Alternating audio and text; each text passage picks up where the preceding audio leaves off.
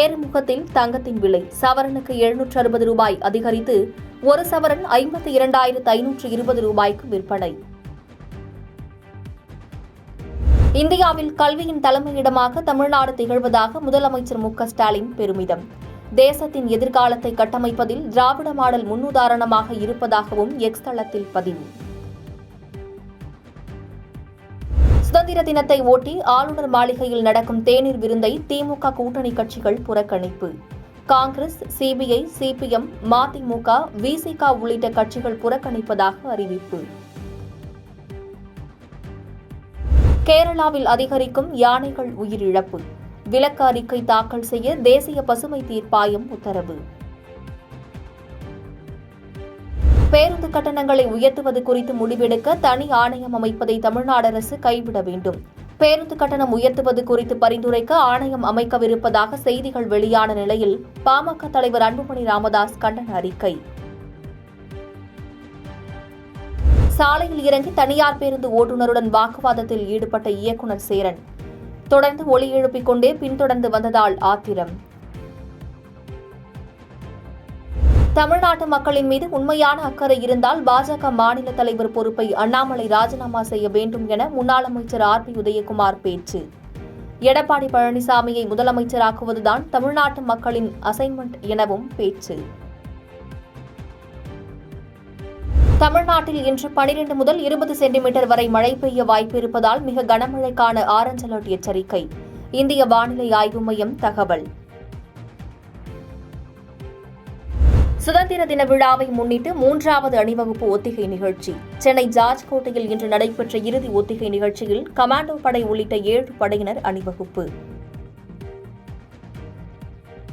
நீலகிரி, கோவை ஆகிய மாவட்டங்களில் 2 நாட்களுக்கு மிக கனமழைக்கு வாய்ப்பு.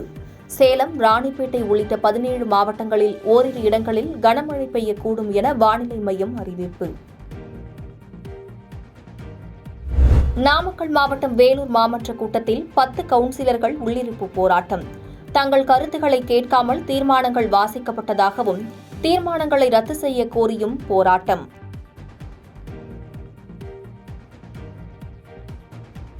சென்னை புறநகர் ரயில் சேவை மாற்றம் மேலும் 4 நாட்கள் நீட்டிப்பு. வரும் 15ஆம் தேதியுடன் முடிவடைய இருந்த நிலையில் 18ஆம் தேதி வரை நீட்டித்து உத்தரவு. பிரிட்டன் உள்ளிட்ட ஐரோப்பிய நாடுகளில் உயரும் வெப்பநிலையால் மக்கள் கடும் பாதிப்பு. வெப்பவாதம் ஏற்படும் என்ற அச்சத்தால் நீர்நிலைகளில் தஞ்சமடையும் மக்கள். பல்லாவரத்தில் 3000 மாணவர்கள் ஒரே நேரத்தில் மறுபயன்பாட்டு உபயோக பைகளை தயாரித்து சாதனை. ஆசியா புக் ஆஃப் ரெக்கார்ட்ஸ் மற்றும் இந்தியா புக் ஆஃப் ரெக்கார்ட்ஸ் ஆகிய இரண்டிலும் புதிய சாதனையில் சேர்ப்பு. பெரியகுளம் அருகே மேற்கு தொடர்ச்சி மலையடிவாரத்தில் தொடரும் கனமழை.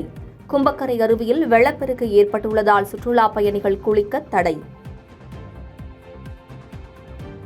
வினேஷ் போகத்தின் மேல்முறையீடு வழக்கில் சர்வதேச விளையாட்டு நீதிமன்றம் இன்று தீர்ப்பு. வெள்ளிப்பதக்கம் கிடைக்குமா என ரசிகர்கள் எதிர்பார்ப்பு. வயநாடு நிலச்சரிவில் பாதிக்கப்பட்டவர்களின் கடன்களை தள்ளுபடி செய்வதாக கேரள வங்கி அறிவிப்பு. முதலமைச்சரின் பொது நிவாரண நிதிக்கு 50 லட்சம் வழங்கியதோடு இதில் பணிபுரியும் ஊழியர்களும் தங்களின் 5 நாட்கள் ஊதியத்தை நிவாரண நிதிக்கு வழங்கியுள்ளனர். கடலூர் மாவட்டம் புவனகிரி மற்றும் சிதம்பரத்தில் வர்த்தக சங்க வியாபாரிகள் கடையடைப்பு போராட்டம். வெள்ளாறு தடுப்பணை கட்ட வலியுறுத்தி கடைகள் அடைக்கப்பட்டதால் வெறிச்சோடி காணப்பட்ட கடை வீதிகள். அமெரிக்கா லாஸ் ஏஞ்சல்ஸில் நில அதிர்வு. அச்சத்தில் அருகிலுள்ள மைதானத்தில் குவிந்த மக்கள்.